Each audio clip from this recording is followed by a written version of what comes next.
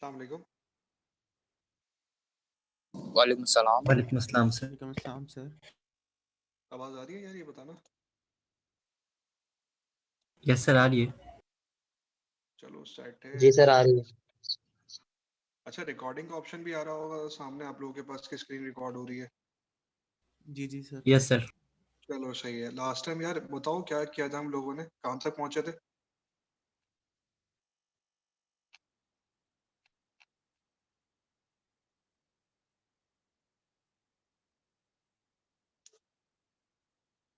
हाँ, क्या हो गया भाई, कहाँ तक पहुंचे थे last time?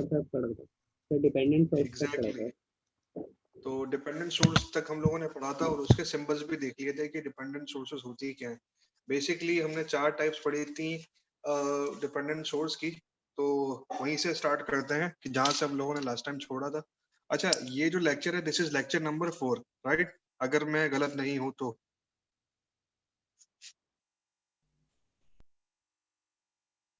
This is lecture number 4। Last time what we were doing dependent sources.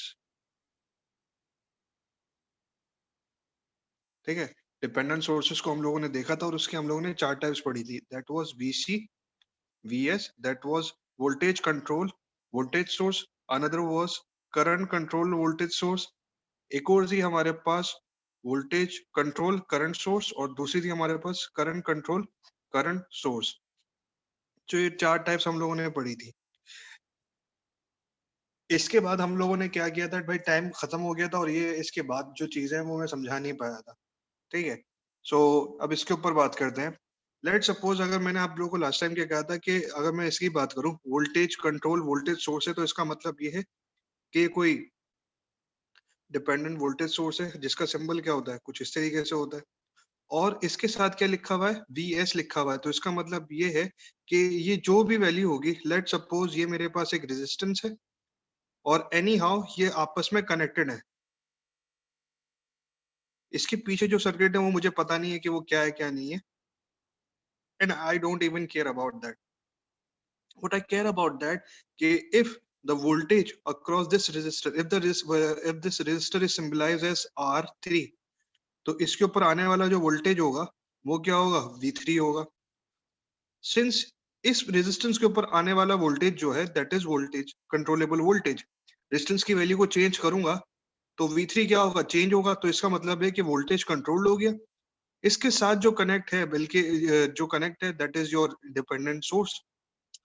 अब वोल्टेज कंट्रोल वोल्टेज सोर्स होती क्या है कि एक चीज के वोल्टेज चेंज करने के ऊपर आपके पास जो डिपेंडेंट सोर्स है उसका वोल्टेज भी क्या हो, चेंज हो। उसका वोल्टेज भी क्या हो, चेंज हो। तो that means VCVS, it will become VCVS।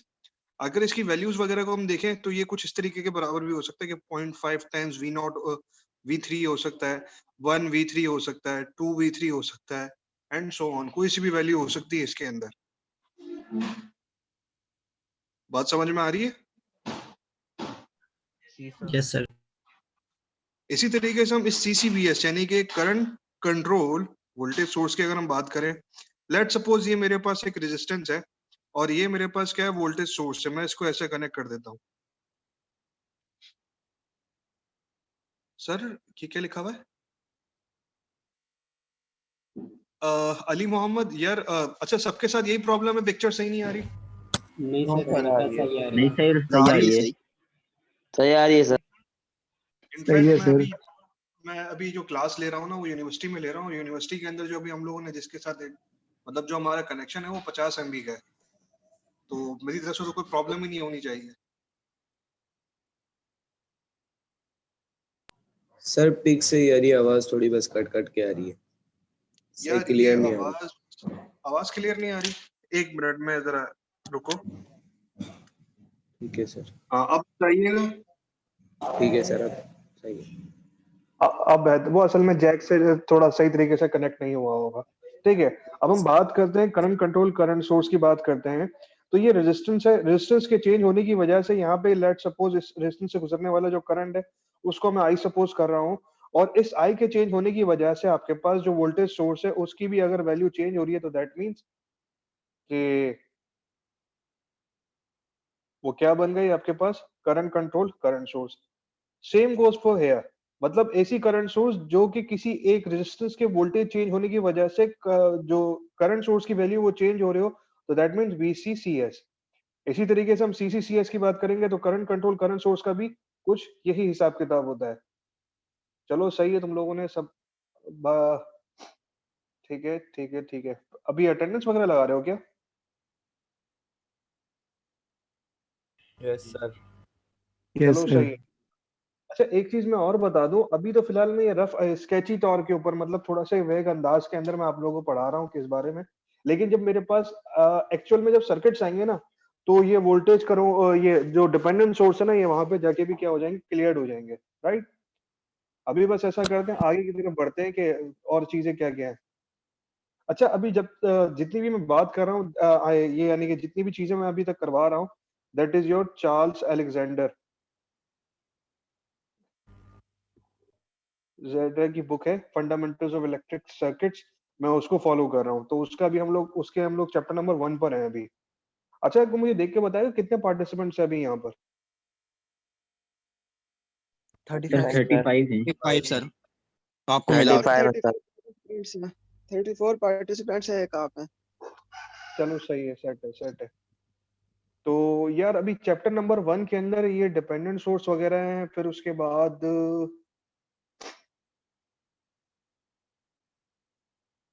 और तो कुछ नहीं है।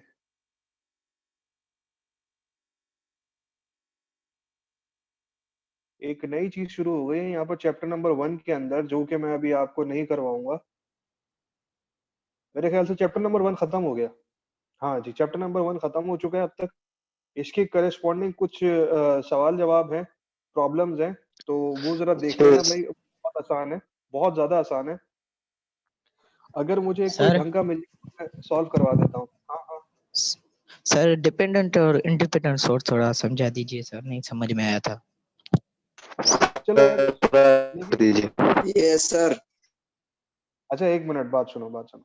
देखो यार, ये डिपेंडेंट सोर्स जो है ना, ये जब सर्किट सामने आएंगे ना, तो तब मैं अच्छी तरीके से समझा पाऊंगा। तो अभी ये समझो कि डिपेंडेंट सोर्स की 4 टाइप्स होती हैं। 4 टाइप्स क्या होती हैं ना, ये मैं थोड़ा आगे जाके समझा देता हूँ, जब मेरे पास एक्चुअल में सर्किट्स वगैरह स्टार्ट होंगे ना। इंशाल्लाह कल प्रोबेबली ये सर्किट स्टार्ट हो जाएंगे, जिसके अंदर फिर मैं ये सारी चीजें आपको समझा रहा हूँ, राइट। Okay sir. सर ये जो 4 टाइप्स हैं इसकी फुल फॉर्म क्या है? यार voltage control voltage source, current control voltage source, voltage control current source, current control current source. ये जो प्रीवियस लेक्चर था ना, ये उसके अंदर इसकी फुल फॉर्म्स भी मैंने लिखवाई थी।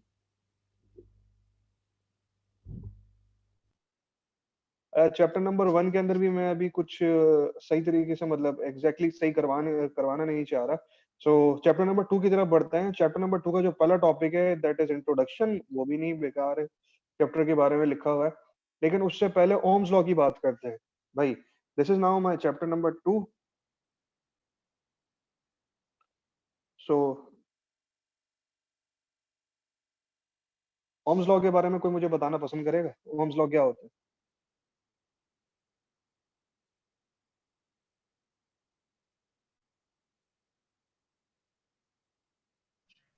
Voltage is directly proportional to resistance. देखो यार, इसके अंदर थोड़ा सा एक चीज आ जाती है कि पहले तो हम लोगों को रेजिस्टेंस को समझना होगा कि रेजिस्टेंस होती क्या है।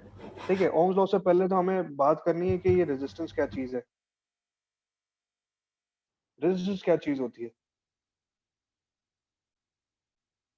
तो पहले बताओ कि ये रेजिस्टेंस होती क्या है। वो कम कर। सर जो करंट को फ्लो करने में रुकावट देती है उसको हम करंट को रोकने में वैसे एग्जैक्ट डेफिनेशन पता है क्या है इसकी? Yes, ये sir. है tendency of matter to stop और resist the flow of charge। So exact definition ये है। करंट थोड़ा सा वेग अंदाज हो जाता है, मतलब एक बहुत बड़ी स्पेक्ट्रम मतलब एक बहुत बड़े लेवल के ऊपर ये बात करते हैं। लेकिन अगर रेजिस्टेंस की बात करें तो रेजिस्टेंस क्या है? Tendency of matter to stop और resist the flow of charge. Flow of charge को ये क्या करता है? ये रोकता है। हर मटेरियल के अंदर अपनी कोई ना कोई रेजिस्टेंस होती है। अगर हम लकड़ी की बात करें तो उसमें तो बहुत ज्यादा होती है, रबर की बात करें उसमें भी बहुत ज्यादा होती है। अगर हम मेटल्स की बात करें तो उसके अंदर with respect to material metals के अंदर रेजिस्टेंस कम ज्यादा होती रहती है। सो ये रेजिस्टेंस वगैरह का तो आप लोगों ने पढ़ा भी होगा कि सबसे अच्छा रेजिस्टेंस कौन सा होता है, सबसे बुरी रेजिस्टेंस कौन सी होती है। सो सबसे ज्यादा जिसकी मतलब यानी कि सबसे अच्छा जो होता है कंडक्टर वो कौन सा होता है, और जो सबसे अच्छा रेजिस्टर होता है वो कौन सा होता है, कोई मुझे बता सकता है? सर सर कॉपर प्लेटिनियम सबसे अच्छा।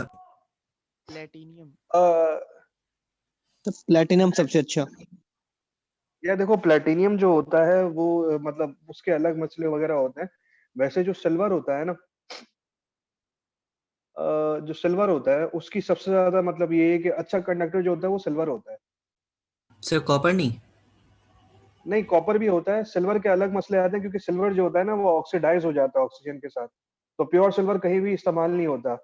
कॉपर के अंदर भी यही होता है कि अगर उसके अंदर जब तक इम्प्योरिटी ना मिला हो तो वो क्या होता है, तो उसके अंदर भी कोरोजन वगैरह के मामला शामलात आ जाते हैं। लेकिन जो हम लोग कम कॉपर या हो गया, सिल्वर हो गया, एल्यूमिनियम हो गया, गोल्ड हो गया, इन सब के अंदर जो हम लोग ज्यादा जो इस्तेमाल करते हैं वो कॉपर इस्तेमाल करते हैं। गोल्ड क्योंकि बहुत ज्यादा एक्सपेंसिव होता है इस वजह से इस्तेमाल नहीं करते, लेकिन अलबत्ता चिप लेवल के ऊपर प्रोसेसर्स वगैरह के अंदर जो है ना वो गोल्ड इस्तेमाल किया जाता है। मतलब वहां पर कंडक्टर के तौर पे गोल्ड इस्तेमाल किया जाता है। और सबसे अच्छा जो इंसुलेटर होता है, जो बहुत अच्छी जिसकी इंसुलेशन होती है, वो होता है टेफलॉन। टेफलॉन तो पता है क्या? ना आप लोगों ने? टेफलॉन इंसुलेटर की बात कर रहा हूँ। नहीं सर। लिख देंगे आप सर ये टेफ्लॉन? यार ये Teflon, TEFLON, Teflon. Teflon tapes आते हैं यार, ये जो पुराने जमाने में जो गैस के पाइप वगैरह होते थे, इनकी चूड़ी के ऊपर जो व्हाइट कलर की यस चीज सर, वो पता है टेफलॉन उसका। होता है। सर व्हाइट पता है कलर की उसको? टेप होती है ना। हाँ हाँ हाँ हाँ हाँ। चलो सही है। अच्छा, रेजिस्टेंस की अगर मैं मैथमेटिकल इक्वेशन पूछूं कि रेजिस्टेंस की एग्जैक्ट वैल्यू होती क्या है, हाँ तो रेजिस्टेंस की या जो उसका फॉर्मूला होता है वो बराबर होता है R is equals to rho L over A, where ये जो कहलाता है ये कोफिशिएंट कहलाता है, रेजिस्टिव कोफिशिएंट कहलाता है। That is length of a conductor, this is area of a conductor. So ये है length of conductor, whereas this is the area. Area की स्पेलिंग गलत लिख दी, ठीक है भाई। सो ये रेजिस्टेंस वगैरह के मामला आ जाते हैं यहाँ पर, ठीक है। अब हम यस ओम्स सर। लॉ की बात करते हैं। ओम्स लॉ होता क्या है हमारे पास? तो this is my page number 1, ये कंप्लीट हो गया। अब हम चलते हैं पेज नंबर 2 और वो ही है हमारा Ohm's law. Ohm's law tells us कि भाई Ohm's law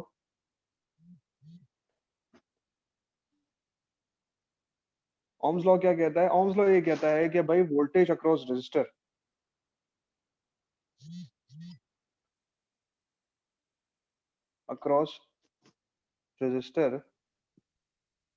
sir is picture सही नहीं शो रही है। यार मेरे पास तो बिल्कुल बेहतरीन आ रही है। सर हमारे पास जी तो सर नहीं आ सही रही आ है। रही है। देखो भाई, जिसके पास इंटरनेट कनेक्शन थोड़ा सा लूज होगा ना उसके पास पिक्चर बुरी ही आएगी। मैंने अभी थोड़ी देर पहले आप लोगों को क्या बताया कि मेरे पास बहुत अच्छा कनेक्शन है, तो मेरी तरफ से तो कोई प्रॉब्लम ही नहीं है। अगर ये प्रॉब्लम होगी तो आपकी साइड से होगी।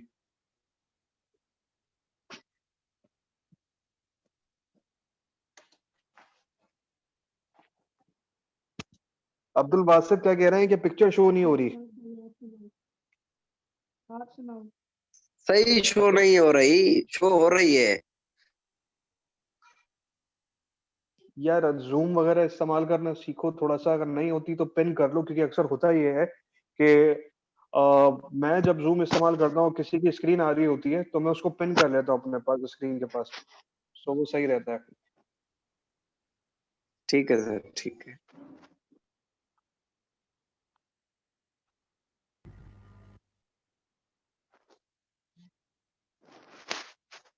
अच्छा जी, वापसी आ गए हम लोग। ओम्स लॉ क्या कहता है? Voltage across a pass resistor is directly proportional to current, यानी कि V is directly proportional to I, where I is the current that is flowing through a resistor. लेकिन यहाँ पर एक चीज आ जाती है रेजिस्टर। अब ये रेजिस्टर है क्या कि जैसे जैसे V बढ़ाऊंगा वैसे वैसे भी I भी बढ़ेगा, लेकिन एक चीज होती है मटेरियल की, उसकी प्रोपोर्शनल है ये, मतलब जब तक रेजिस्टर नहीं होगा तब तक उसमें से क्या होगा, वोल्टेज नहीं गुजरेगा। लेट सपोज अगर एक मेरे पास क्या है, कंडक्टर है, ये क्या है, एक कंडक्टर है, और समझे पूरा पीस ऑफ कॉपर है, यहाँ से क्या हो रहा है, करंट आ रहा है, यहाँ से इस वायर में से करंट गुजर रहा है, लेकिन जब मैं इस वायर का वोल्टेज मालूम करूंगा ना, तो वोल्टेज मेरे पास क्या होगा, जीरो होगा। क्यों? क्योंकि बिना रेजिस्टर के वोल्टेज आ ही नहीं सकता। यानी कि अगर एक कंडक्टर में से आई गुजर रहा है और आपने उसके अक्रॉस वोल्टेज लेके आना है, तो you should have a resistor, you should have a resistor through which you can have a voltage across a particular thing. So Ohm's law states that if by voltage across resistor is directly proportional to current, ठीक है। और अगर हम लोग इसको proportionality का sign हटा के कह देते हैं कि भाई V is equals to RI या IR कह देते हैं हम लोग इसको, where resistance क्या होती है, ability to resist करो वो वगैरह, मतलब where R is the resistance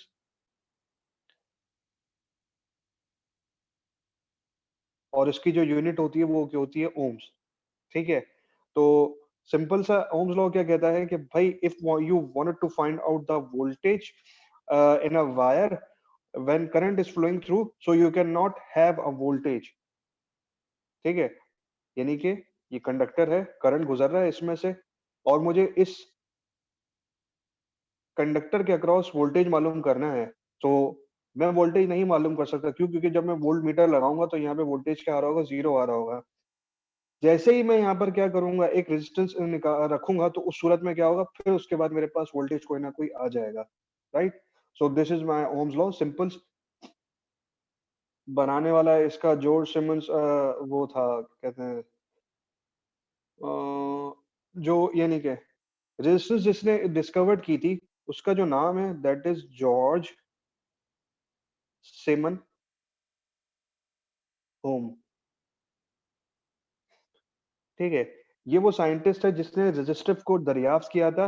एक चीज होती है रेजिस्टेंस, एक चीज होती है कंडक्टेंस। ठीक है, रेजिस्टेंस मैं यहाँ पे इनका दोनों को कंपैरिजन भी कर लेता हूँ। ठीक है, ये सिमंस से अभी मेरे पास ये है एबिलिटी, इसको इस तरीके से कहेंगे, एबिलिटी यार एक मिनट,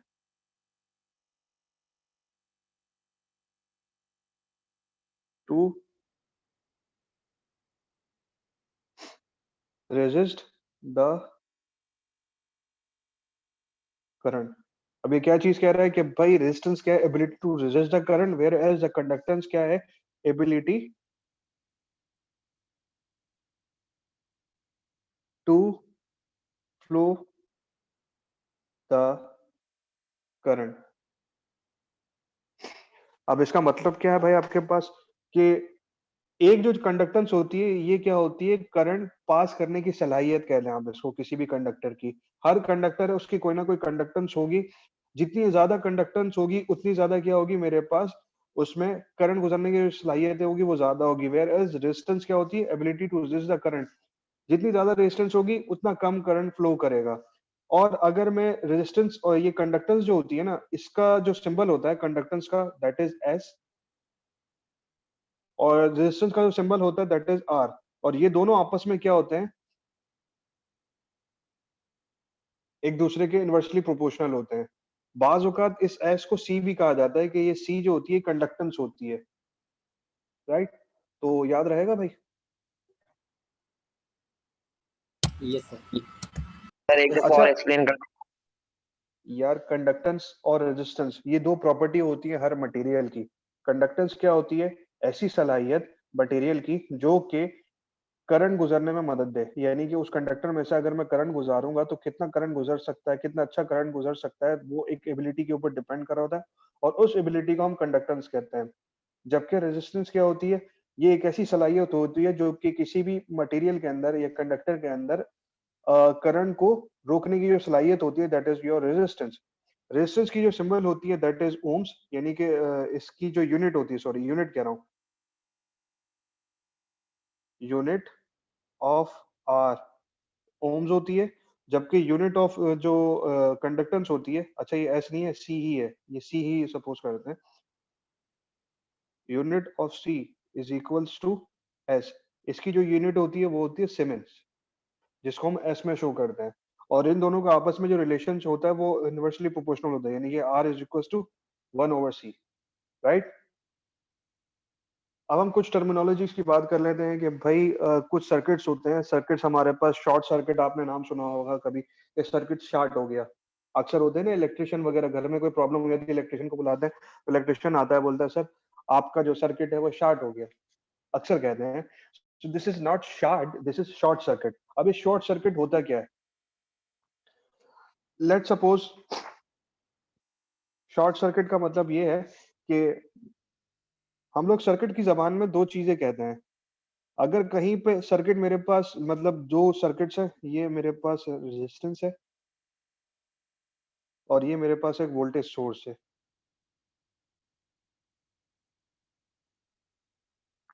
और इनके ये समझो कंडक्टर है और ये दोनों पाथ क्या है, ओपन है, ये दोनों पाथ क्या है, ओपन है। तो इस सूरत में इस सर्किट को मैं क्या कहता हूं, ओपन सर्किट कहता हूं।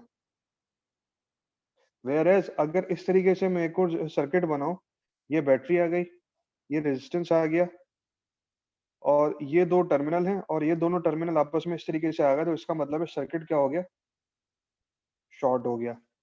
क्या हो गया, शॉर्ट हो गया। सो ये कुछ इसकी क्या कहते हैं मिसालें थी शॉर्ट सर्किट की, ओपन सर्किट की। नॉर्मली जब हम शॉर्ट सर्किट की एक और तरीके से बात करते हैं कि circuit, if there is a circuit short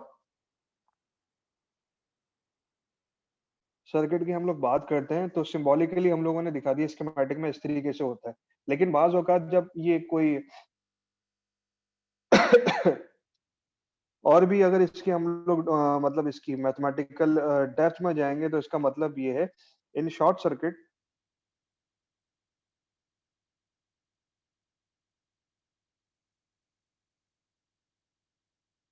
resistance is approaching to 0। इसका मतलब है शॉर्ट सर्किट के अंदर क्या होता है कि आपके पास रेजिस्टेंस जो होती है वो 0 की तरफ जा रही है। इसी तरीके से हम अगर ओपन सर्किट की बात करते हैं,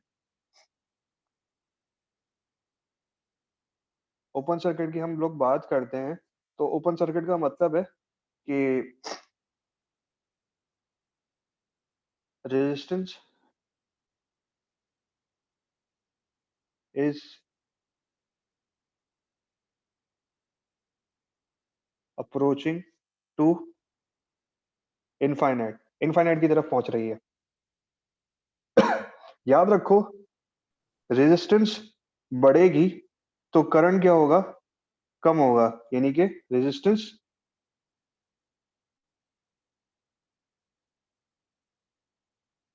increases तो current decreases at constant voltage। बस ये एक इसके अंदर ओपन शॉर्ट सर्किट के अंदर ये दो चीजें होती है कि ये दोनों आपस में क्या करती हैं, इनवर्सली रिलेट करती हैं। ये दोनों आपस में क्या करती हैं, इनवर्सली रिलेट करती हैं। कैसे, रेजिस्टेंस इंक्रीज करूंगा तो करंट क्या हो जाएगा, डिक्रीज करूंगा, और इसका वाइस वर्सा क्या होगा कि अगर मैं रेजिस्टेंस को छोटा कम करूंगा तो करंट भी क्या होगा, डिक्रीज होगा, करंट भी क्या होगा, डिक्रीज होगा। याद रखो, ओपन सर्किट की हमेशा जो रेजिस्टेंस होती है दैट इज इनफाइनाइट, और शॉर्ट सर्किट की जो रेजिस्टेंस होती है दैट इज माय 0। ये याद रहेगा। Yes sir. रेजिस्टेंस जीरो होने की वजह से ये अप्लायंसेस खराब होती हैं क्या? जी, शॉर्ट सर्किट जब होता है तो जैसे चीजें खराब हो जाती हैं ना, फ्रिज, टीवी वगैरह, वो इसीलिए होता है कि रेजिस्टेंस जीरो हो जाती है। हाँ ऐसा ही है, उसकी जो रेजिस्टेंस होती है वो 0 हो जाती है। अक्सर औकात है ना, ज्यादा करंट गुजरने की वजह से भी चीजें शॉर्ट हो जाती है। या तो शॉर्ट के अलग अलग मामलात वगैरह होते हैं। अब उसमें एक पहला मामला, एक मैं आप लोगों को, अच्छा हाँ एक चीज और यार, मैंने कंडक्टेंस का सिंबल गलत बता दिया था। कंडक्टेंस का जो सिंबल होता है वो जी होता है, दैट इज जी। ये जी कंडक्टेंस का सिंबल होता है।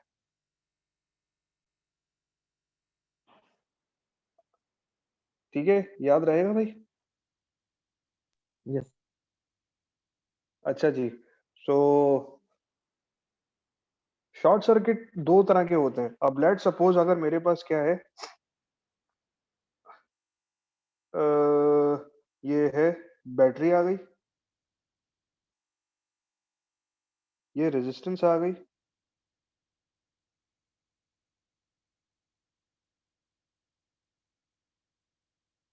ये मैंने एक चीज नहीं बनाई है। ये चीज को मैंने आपने पहले भी बताया था आप लोगों को, ये क्या चीज होती है, ये क्या कहलाती है? Sir that is my LED. हाँ, सर आपने बुक कौन सी बताई थी? Charles Alexander. अच्छा यार, अब बात सुनो भाई। तो लोग ये इस तरह से है ना, मतलब ये बुक वगैरह के मामला वगैरह है, जब ये सब मैं बता रहा हूँ तभी पूछ लिया करो। अभी देखो बहुत इंपॉर्टेंट चीज बता रहा था, बीच में किसी ने इंटरप्ट कर दिया, फ्लो टूट जाता है मेरा।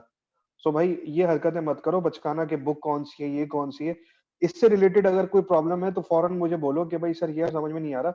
ये ऊट पटांग के सवाल मत पूछा करो। जब मैं पूछता हूँ कि भाई आखिर में किसी को कोई प्रॉब्लम है तो तब मैं पूछ लिया करो, बीच में मत पूछा करो। ठीक है भाई? वापसी आ जाते हैं। भाई ये मैंने एक सिंबल बनाया है, ये सिंबल क्या कहलाता है? ये एक एलईडी का सिंबल है। ये क्या है? एक एलईडी का सिंबल है। एलईडी की एक खास सलाहियत होती है कि इसके अंदर से एक सर्टेन अमाउंट ऑफ करंट गुजरना चाहिए। लेट सपोज मैं इस सर्टेन अमाउंट ऑफ करंट को लेट सपोज मैं कर रहा हूँ 0.01 मिली एम्स। कितना होना चाहिए? 0.01 मिली एम्स होना चाहिए। बैटरी है, बैटरी के ये 12 वोल्ट आ गए। ये क्या आ गए? 12 वोल्ट की एक बैटरी आ गई। अब ये 12 वोल्ट की बैटरी जब डायरेक्टली इस एलईडी के साथ कनेक्ट करूंगा ना, तो ये एलईडी क्या हो जाएगी? ये ब्लास्ट हो जाएगी। ये एलईडी क्या होगी? ब्लास्ट हो जाएगी। ब्लास्ट होने की सूरत में एलईडी के जो दो टर्मिनल्स है आपस में क्या हो जाएंगे? ओपन अप हो जाएंगे।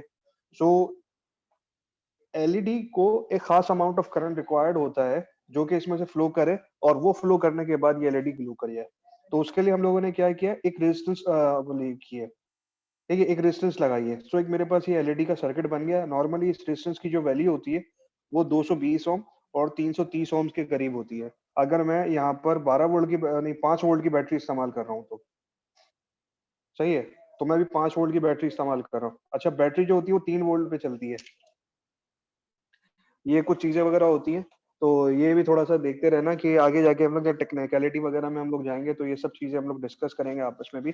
सो एक मैं क्या करता हूँ, ये मेरे पास रेजिस्टेंस बने, ये मैंने सर्किट बनाया और एलईडी ग्लो कर रही है। It is now glowing. उसके बाद मैंने क्या किया? एक पीस ऑफ वायर लेके आया, एक मैंने वायर इधर लगा दिया, एक मैंने वायर क्या कर दिया? इधर लगा दिया। तो अब मुझे बताओ, करंट यहाँ पर आया, करंट इस रेजिस्टेंस में से गुजरेगा या इस वायर में से गुजरेगा? सर वायर में से गुजरेगा। सर वायर से गुजरेगा। जब वायर में से गुजरेगा तो मैक्सिमम करंट गुजरेगा और ये एलईडी क्या हो जाएगी? ब्लास्ट हो जाएगी। जी सर। यस सर तो ये अक्सर औकात जो घर में जो सीन वगैरह होते हैं कि चीजें खराब वगैरह हो जाती है, वो इस तरीके से होती है। एक और चीज होती है कि भाई लेट सपोज अगर ये मेरे पास रेजिस्टेंस है और आपने बहुत बड़ा वोल्टेज सोर्स लगाया हुआ है और इसमें से गुजरने वाला जो करंट है ना वो भी बहुत ज्यादा है।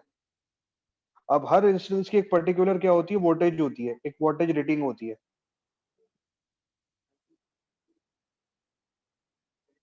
ठीक है, वो उतने वॉट तक क्या कर सकता है? उसको रोक सकता है। उसके अलावा वो क्या हो जाएगा? शॉर्ट हो जाएगा। कैसे? सर कैमरा ये थोड़ा नीचे रेजिस्टेंस कर।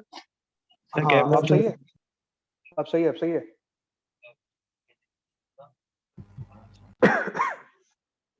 जी तो सर भाई ओके आप सर्किट सही है। अब इसके अंदर हुआ क्या है कि करंट मैक्सिमम गुजर रहा है। अब करंट गुजरता है तो रेजिस्टेंस के अक्रॉस तो एक चीज पैदा होती है, वो क्या होती है? टेम्परेचर। टेम्परेचर आता है। टेम्परेचर इंक्रीज हो रहा है, इंक्रीज हो रहा है, इंक्रीज हो रहा है। अगर ये टेम्परेचर बहुत ज्यादा हो गया, लेट सपोज 990 डिग्री सेल्सियस हो गया, और जैसे ही इस मतलब इससे ज्यादा होगा तो होगा क्या कि ये जो फिलामेंट है, ये तार है, ये क्या हो जाएगा? मेल्ट हो जाएगा। तो ये सर्किट क्या होता है? उस वक्त ओपन हो जाता है। तो बाज औकात कुछ चीजें ये भी हो रही होती हैं।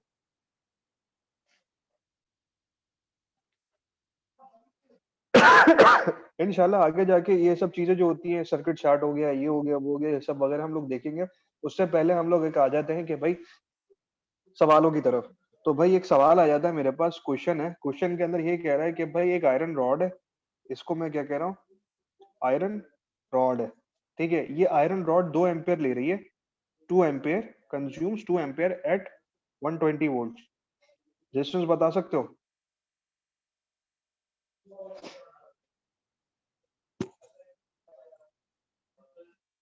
सर 60। ठीक है, सही है, ये आ गए आपके पास 60 आ गए। अब एक चीज और आ जाते हैं, एक और सर्किट का सवाल सॉल्व करते हैं। सवाल कुछ इस तरीके से, ये पेज नंबर 3 है। सवाल कुछ इस तरीके से है कि भाई ये मेरे पास रेजिस्टेंस है और ये सर्किट बन गया। ये इसकी जो रेजिस्टेंस है that is my 5 kilo ohms. कितनी है? 5 किलो ओम्स। और 30 वोल्ट की बैटरी लगी हुई है। क्या लगी हुई है? 30 वोल्ट की बैटरी लगी हुई है। और वो आपसे कह रहा है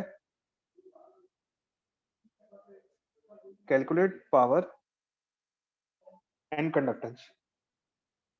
कैलकुलेट करो पावर को। पहले तो पावर की हम बात करते हैं, पावर को कैलकुलेट करो। तो पावर को किस तरीके से कैलकुलेट कर पाओगे? आपने तो पावर के एक ही फॉर्मूला देखा, that is equal to P is equal to I times V. अब आई तो है नहीं यहाँ पर। सर आए तो सर उससे निकलना निकालेंगे। है, आई कैलकुलेट करेंगे। आई निकालेंगे तो भाई पावर के कुछ, मैं बेसिकली ये जो सवाल करवा रहा हूँ वो इस वजह से करवा रहा हूँ कि पावर के और भी फॉर्मूलेज होते हैं। जैसे कि हमें पता है ओम्स लॉ के जरिए से बी किसके बराबर होता है? यार आई आर के वर्ग के बराबर होता है। अगर यहाँ पर ये वाली जो वैल्यू है, ये v इज इक्वल्स टू, इसमें लिख देता हूँ। तो एक फॉर्मूला तो मुझे पावर का ये पता लग गया, that is my formula number 1। अगर इस वैल्यू को मैं यहाँ पुट कर देता हूँ, दूसरा फॉर्मूला क्या बन जाएगा? p is equals to I square R हो सकता है। तो यहाँ से आपको क्या पता लग गया? पावर का दूसरा फॉर्मूला। इसी तरीके से v is equals to I R है, तो मैं ऐसे नहीं कर सकता, I is equals to v upon R. Ohm's law के जरिए से ये भी कर सकता हूँ ना भाई। और अगर इस वैल्यू को वापसी इधर यहाँ पुट करूंगा तो हमारे पास पावर का एक और फॉर्मूला आ जाएगा, that is equals to V square over R. Upon R. So power के ये 3 फॉर्मूलेज होते हैं जो कि बड़ी आसानी, मतलब मदद देंगे आपको फ्यूचर में भी। पावर मालूम करने को कह रहा है, पहले मैं इसका आई मालूम करूं फिर पी मालूम करूं, तो वो तो फिर एक थोड़ा सा लंबा प्रोसेस हो जाएगा, एक स्टेप बढ़ जाएगा। तो क्यों ना भाई ये डायरेक्ट करके हम लोग कर लें। तो भाई 30 का square divided by 50k। 50k का मतलब क्या है? 1000। ये पता है ना? हाँ, ये सब चीजें मैं सपोज कर रहा हूँ कि तुम लोगों ने प्रीफिक्सेस वगैरह पढ़े हुए हैं भाई, क्योंकि ये इंटरनेट में बहुत अच्छे तरीके से पढ़े जाते हैं। तो बताओ कितना आएगा? सर 0.18। 0.18 वॉट। तो 0.18 वॉट। चलो ठीक है, मैं तस्वीर ये कर रहा हूँ कि आप लोगों ने जो सवाल बताए वो, मतलब जवाब बताया वो सही है, ठीक है। अच्छा, एक चीज और आ जाती है, एक सवाल मैं और यहाँ पर डिस्कस कर लेता हूँ, दैट इज प्रैक्टिस प्रॉब्लम है। वो सवाल क्या ये कह रहा है कि एक रजिस्टर है मेरे पास, ये रजिस्टर है और ये एब्जॉर्ब कर रहा है, absorbs power 30 cos square t milliwatts।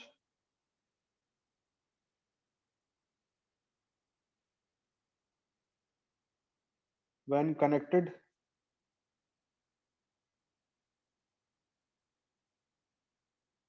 to voltage source that is equals to 15 cos t। find I and R। तो पावर दे दी गई है, पावर की वैल्यू आपके पास ये गिवन है, यहाँ गौर से देखो भाई, 30 cos स्क्वायर t मिली वॉट्स। और जो वोल्टेज है वो बराबर है आपके पास 15 cos t। अब ये क्या चीज आ गई? ये तो नई चीज आ गई, किसी ने अभी तक कोई सवाल नहीं किया कि सर हमने तो अभी तक पढ़ा है कि भाई 5 वोल्ट होता है, 12 वोल्ट होता है, ये वोल्ट होता है, अब ये क्या चीज है? ये तो थोड़ा बताएं हमें, किसी ने सवाल क्यों नहीं किया अभी तक ये?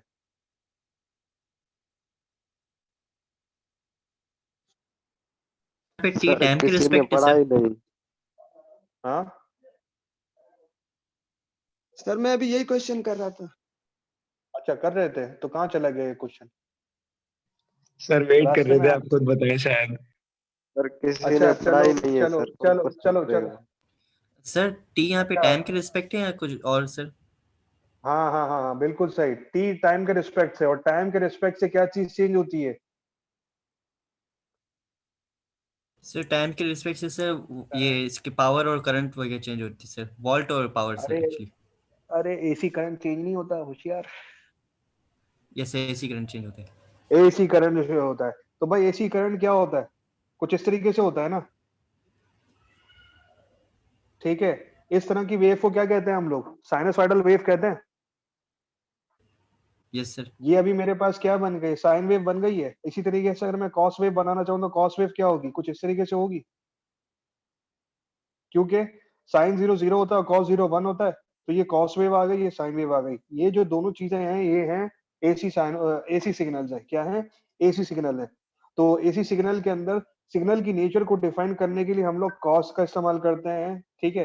सिंस ये दोनों क्या है, कॉस कॉस है, तो इसका मतलब है ये कुछ ये वाला सिग्नल है, ठीक है। ओम्स लॉ जो होता है ना भाई, ओम्स लॉ दोनों के लिए सही है, मतलब वो डीसी के लिए भी काम करेगा और वो एसी के लिए भी काम करेगा, ठीक है। तो अब मुझे ये बताओ, क्या मैं आई और आर वगैरह ये सब मालूम कर सकता हूँ? हाँ जी मालूम कर सकते हो। सिंपल से P इज इक्वल, P किसके बराबर होता है?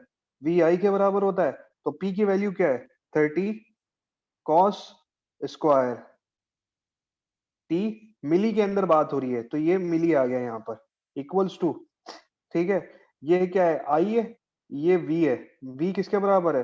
15 कॉस टी, और आई को एज इट इज ही रहने दिया, ठीक है भाई। ये कटा, ये कटा, ये कितना हो जाएगा? ये 2 हो जाएगा, और ये क्या हो जाएगा? 1 हो जाएगा। और कॉस टी से एक कॉस टी चला गया, ठीक है। तो आई की वैल्यू क्या हो गई? 2 कॉस टी मिली एम्स।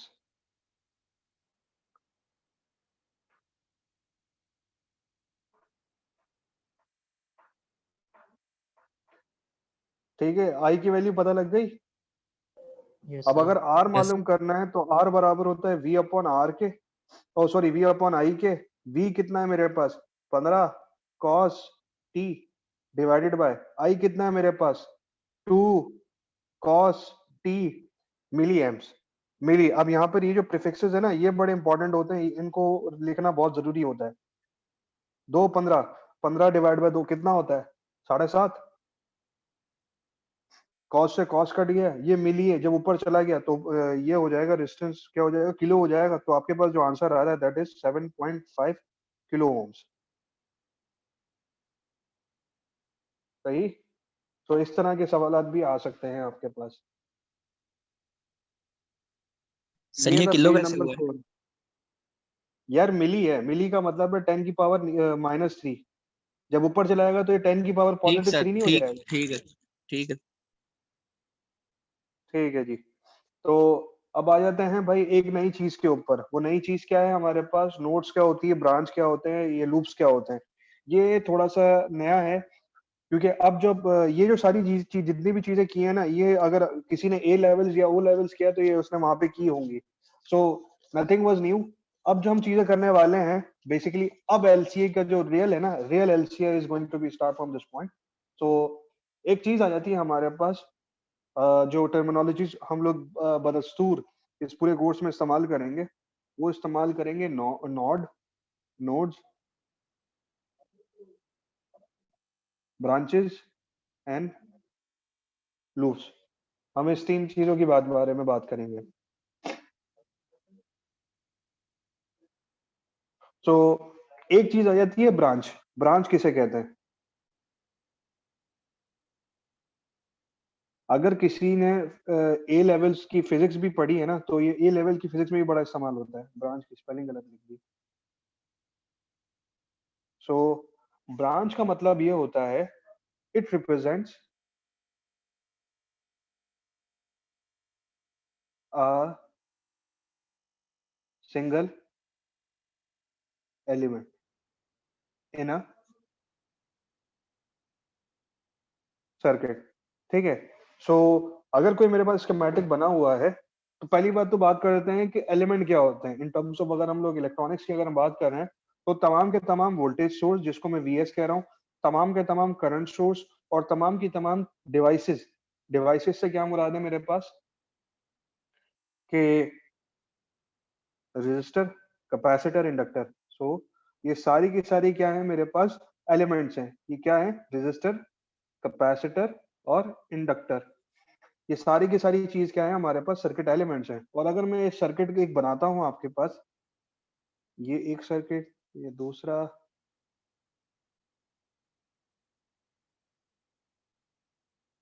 ये एक सर्किट बना हुआ है, ठीक है। ये रेजिस्टर है। रेजिस्टर का सिंबल क्या होता है? स्कीमेटिक सिंबल, यानी कि स्कीमेटिक इसका ये होता है एक वायर, उसके ऊपर ऐसे तरीके से आप बना दे तो ये क्या बन जाता है? रेजिस्टर बन जाता है। सो भाई पूछा ये जा रहा है कि कितनी ब्रांचेस हैं इसके अंदर, फाइंड ब्रांचेस। ब्रांचेस मालूम करनी है तो कैसे मालूम करेंगे?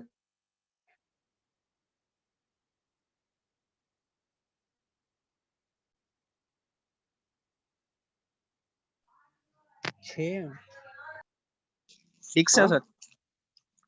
चलो मालूम कर लेते हैं भाई। ये एक एलिमेंट है, 1 2 3 4 5 और तो 6। तो जिसने कहा 6 वो बिल्कुल सही कह गया, ठीक है, वो बिल्कुल सही कह रहा है।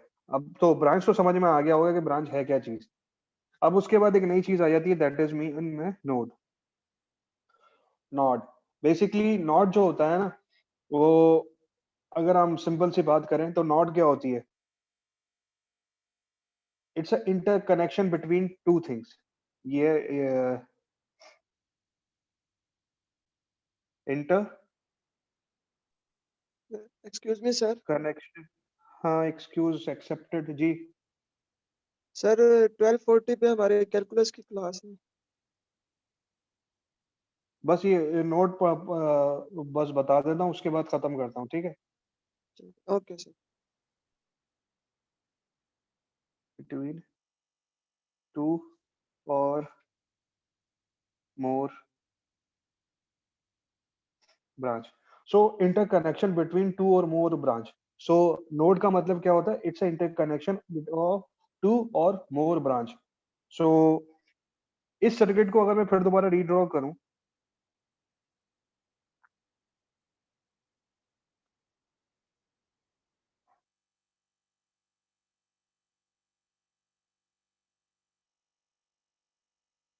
सो मुझे यहाँ पे बताओ कि कितनी नोड्स है मेरे पास। 2 नोड्स हैं। कैसे? अब यहाँ गौर से देखो, ये यहाँ पर आया, अब 2 ब्रांचेस हैं, इनका एक इंटरकनेक्शन ये आ गया, एक इंटरकनेक्शन कनेक्शन ये आ गया। सो इसका मतलब बिल्कुल सही है कि यहाँ पर 2 नोड्स हैं, यानी कि 2 नोड्स। हम लोग नॉर्मली जब नोड को नोड का नाम भी रखते हैं, सो हम लोग इसको क्या कहते हैं? ये this is node number A, this is node number B. तो हम इस तरीके से इनको नाम देते हैं। तो यहाँ पे कितनी नोड्स है? 2 नोड्स है। कितनी नोड्स है? 2 नोड्स है। तो एक और नोड भी है इसके अंदर, ये वाली नोड जो होती है ना, ये वाली नोड्स भी कहलाती है, जिसको हम लोग क्या कहते हैं? तीसरी नोड है। सिंस ये जो तीसरी नोड है ये नेगेटिव टर्मिनल के साथ कनेक्ट होती है, तो इस वजह से हम लोग इसको क्या करते हैं? काउंट नहीं करते। इसको इस वजह से काउंट नहीं करते, ठीक है। मतलब सर जो ये बात याद रहेगी। बस सर एक आखिरी चीज बता रहा हूँ, लूप किसे कहते हैं, ताकि टॉपिक खत्म हो जाए। लूप जो होता है भाई, क्लोज पाथ। लूप का मतलब है close path of circuit. Close path का मतलब क्या है? करंट आया, यहां से आया, यहां से आया, तो एक पूरा कंप्लीट रास्ता बन गया। तो यहां से करंट निकला, यहाँ जा रहा है, यहाँ जा रहा है, यहाँ जा रहा है, फिर यहाँ से यहाँ पे भी जा रहा है। सिंस रेजिस्टेंस की वजह से कुछ करंट यहाँ जाता है, तो एक रास्ता ये बन रहा है आपके पास क्लोज पाथ, और इसी तरीके से एक क्लोज पाथ क्या बन रहा है? ये बन रहा है। तो यहाँ पे कितने लूप्स हो गए? तो यहाँ पर क्या हो गए? ये 3 लूप्स हो गए, ठीक है भाई। तो अब तक तो समझ में आ गया हो कि नोड वगैरह ये सब चीजें क्या होती हैं। किसी का कोई सवाल है तो पूछो, फिर इसको यहीं पे क्लोज करते हैं।